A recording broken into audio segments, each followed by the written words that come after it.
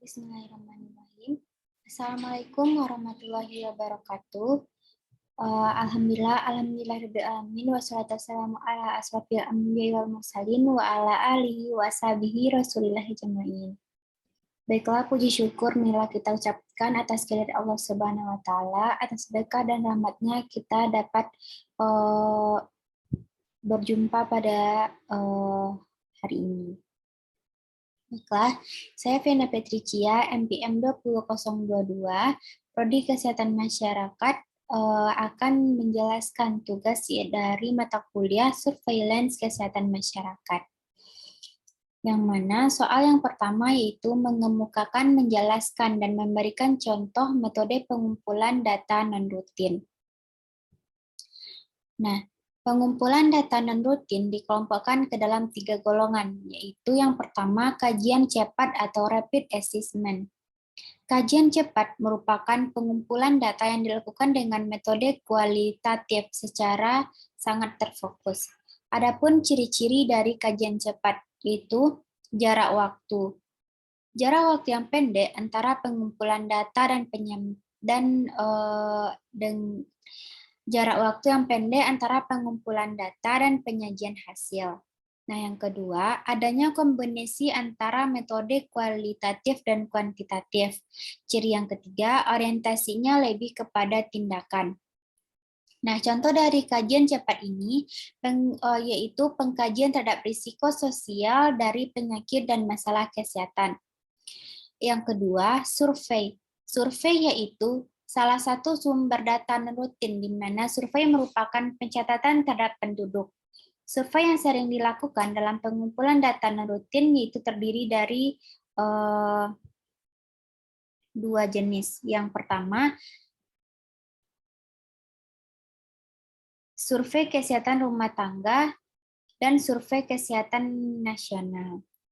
Nah, survei kesehatan rumah tangga merupakan pengkajian terhadap rumah tangga dengan pemilihan sampel yang dilakukan secara gabungan antara metode acak atau random dengan metode pemilihan kriteria tertentu atau purposive. Contoh dari survei kesehatan rumah tangga yaitu survei tentang PHBS dalam kehidupan rumah tangga dalam kesehatan. Nah, yang kedua, survei kesehatan nasional, yaitu penggabungan dari SKRT atau Survei Kesehatan Nasional Surkesnas dengan pengintegrasian secara terpusat dari SKRT dengan Susenas. Contohnya, survei kesehatan nasional tentang penyakit HIV atau AIDS setiap tahunnya. Nah,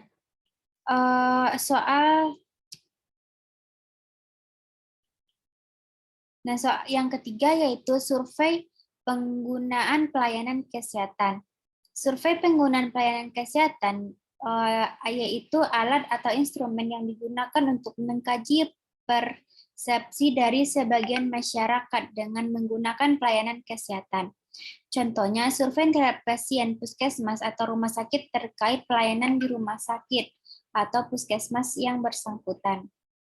Nah, yang keempat, surveillance demografi, yaitu sistem surveillance yang bertujuan mengumpulkan data transisi kependudukan, status kesehatan, dan transisi sosial secara periodik dalam suatu kurun waktu tertentu. Contohnya, Fakultas Kesehatan UGM bekerjasama dengan pemerintah pada tahun 2014 untuk melaksanakan surveillance demokrasi di wilayah Kabupaten Sleman untuk menghitung angka kesakitan akibat penyakit menular TBC. Nah, lanjut kepada soal yang kedua, mengemukakan, menjelaskan, dan memberikan contoh pemanfaatan data hasil survei sebagai pengumpulan data non-rutin. Pemanfaatan data hasil survei dapat dimanfaatkan dalam beberapa aspek, yaitu yang pertama, mendapatkan data karakteristik kesehatan penduduk. Hasil survei yang dilakukan pada suatu wilayah dapat dimanfaatkan untuk mendapatkan data tentang karakteristik kesehatan pada penduduk di wilayah tertentu tersebut. Contohnya, berdasarkan survei yang dilakukan, didapatkan angka stunting tinggi di wilayah Gugua sehingga perlu adanya gerakan pencegahan stunting dengan tepat. Nah, yang kedua, memonitor dan mengevaluasi ketercapaian indikator kesehatan yang tercantum dalam tujuan kesehatan nasional. Pemanfaatan hasil survei juga dipergunakan dalam mengawasi jalannya program kesehatan. Contohnya, berdasarkan hasil survei yang dilakukan pada wilayah Kota Padang terkait penyakit hipertensi, dapat dilaksanakan manif yang tepat dengan merujuk pada tujuan kesehatan nasional untuk melaksanakan angka hipertensi pada tahun 2020. Nah, yang ketiga, menyediakan data bagi komunitas penelitian kesehatan masyarakat, termasuk dosen dan mahasiswa, untuk analisis epidemiologi dan kebijakan. Hasil survei yang diperoleh juga dapat dimanfaatkan secara ilmiah bagi banyak komunitas dan kalangan seperti peneliti kesehatan, dosen, mahasiswa, dan masyarakat secara umum. Contohnya, berdasarkan survei menunjukkan angka COVID-19 yang masih tinggi di wilayah Sumatera Barat, sehingga data tersebut dimanfaatkan oleh para mahasiswa kesehatan masyarakat untuk meningkatkan promosi kesehatan yang akan dilakukan. Nah, lanjut kepada soal yang ketiga, mengemukakan, menjelaskan, dan memberikan contoh survei nasional yang dilakukan di Indonesia. Yang pertama, survei kesehatan rumah tangga. Survei kesehatan rumah tangga yaitu pengkajian terhadap rumah tangga dengan pemilihan sampel yang dilakukan secara gabungan antara metode acak atau random dengan metode pemilihan kriteria tertentu atau purposif. Nah, contohnya yaitu survei tentang PHBS dalam kehidupan rumah tangga dalam masyarakat. Yang kedua, survei kesehatan nasional, yaitu penggabungan dari SKRT, yaitu adanya penginteraksian secara terpusat dari SKRT dengan Susenas.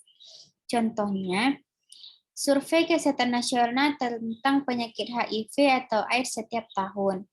Nah, yang ketiga, survei pengguna pelayanan kesehatan, yaitu alat atau instrumen yang digunakan untuk mengkaji persepsi dari sebagian masyarakat dengan menggunakan pelayanan kesehatan. Contohnya, survei terhadap pasien puskesmas atau rumah sakit terkait pelayanan di rumah sakit atau puskesmas bersangkutan. Nah, yang keempat, survei demokrasi kesehatan di Indonesia atau SDKI, yaitu sistem surveillance yang bertujuan mengumpulkan data transisi kependudukan, status kesehatan, dan transisi sosial secara periodik dalam suatu kurun waktu tertentu. Yang kelima, sosial ekonomi nasional atau Susenas, yaitu survei atau pencatatan yang dilakukan untuk melihat keadaan sosial dan ekonomi secara menyeluruh di wilayah Indonesia. Contohnya, survei sosial ekonomi yang dilakukan di Indonesia untuk meninjau keadaan sosial ekonomi secara nasional. Sekian penjelasan tugas 4 mata kuliah surveilan kesehatan masyarakat dari saya. Kalau ada salah dan janggal saya mohon maaf. Saya akhiri dengan Assalamualaikum warahmatullahi wabarakatuh.